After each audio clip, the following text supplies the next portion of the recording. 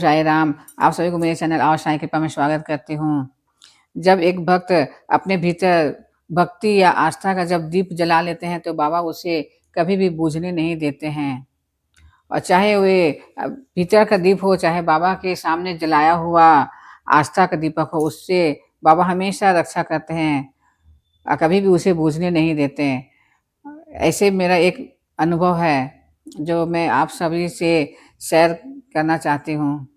मेरे ही घर के सदस्य है जो बाबा को भी बहुत मानती है। तो उसके शादी के 2-3 साल बीतने के बाद भी वो मतलब उसकी कोई भी संतान नहीं हो रही थी।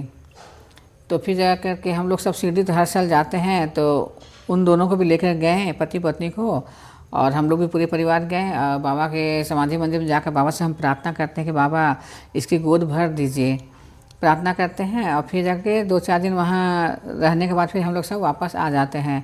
आने के बाद उस भक्त का तो ट्रीटमेंट चल ही रहा था, लेकिन किसी भी तरह उसका जो है पॉजिटिव नहीं आ रहा था प्रेगनेंसी का।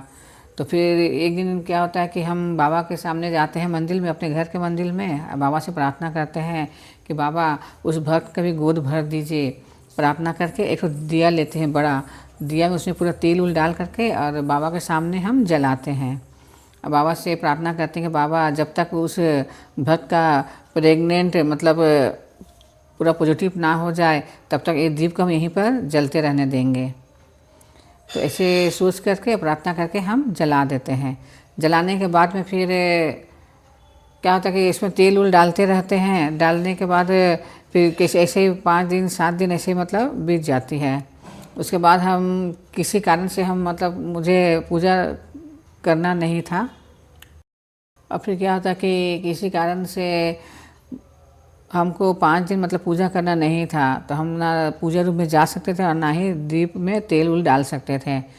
तो फिर क्या करते हैं, हम लोग पड़ोस में एक लेडीज़ थी, तो उससे हम पूछते हैं कि हम बाबा के सामने दीप जलाए हैं और हमको अभी पूजा भी करना नहीं है तो क्या करें। तो बोले कि तुम वो दीप को ले जा कर के आंगन में जो तुलसी पौधा है वहाँ पर रख देना।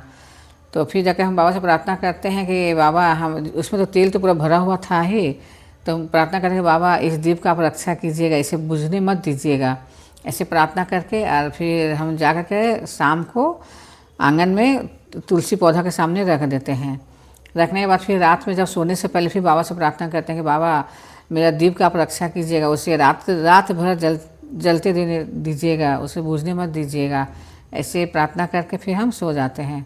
सोने के बाद में हम सुबह सुबह स्वप्न देखते हैं कि बाबा जो है पूरा साक्षात एकदम पूरा दर्शन दिए मुझे, और पूरा सफ़ेद कपड़ा और सर में कफनी और कंधा में झोली टांगे हुए हैं और मेरे दीप को ऐसे बैठकर छेक कर बैठे हैं। तो ऐसे सपना देखते हैं। तो फिर हम जब उठते हैं तो फिर जैसे मेन डोर खोलते हैं, सबसे पहले बाहर जाके मेन वाला दरवाज़ा खोलते हैं तो देखते हैं कि मेरा जो दीप जलाए थे वो पूरा वैसे ही जल ही रहा था। फिर बाबा को हम फिर जा कर के बहुत धन्यवाद करते हैं कि बाबा आपने पूरा रात भर मेरे दीप का रक्षा किए हैं, इसके लिए आपका बहुत बहुत धन्यवाद। तो बाबा अपने भक्तों का मतलब कैसे सुनते हैं, उसकी हर कामना हर इच्छा पूर्ण करते हैं, इसलिए मैं बाबा का बहुत ही धन्यवाद करती हूँ। और फिर उसके बाद फिर फ़ोन आता है कि वो जो भक्त थी वो मतलब प्रेगनेंसी हो जाती है। फिर उसका 9 महीना के बाद फिर उसका एक बेटा होता है। और जब प्रेग्नेंट हो जाती है तो बाबा को भी मानती थी, तो हमेशा डेली नहा कर बाबा को विभूति तिलक करती है और थोड़ा सा जीभ में रखती है और अपना पेट में भी लगाती थी। तो डेली वैसे ही करती थी। तो ऐसे करते करते जब बेटा हुआ तो उसका भी टीका का यहाँ पूरा सफ़ेद, जैसे विभूति का टीका लगाने से सफ़ेद होता है ना, वैसे सफ़ेद यहाँ मतलब टीका था विभूति का। तो बाबा का बहुत ही सुंदर और बहुत ही अच्छा लीला है। ऐसे ही अपना आशीर्वाद की दृष्टि सभी भक्तों के बनाए रखिएगा।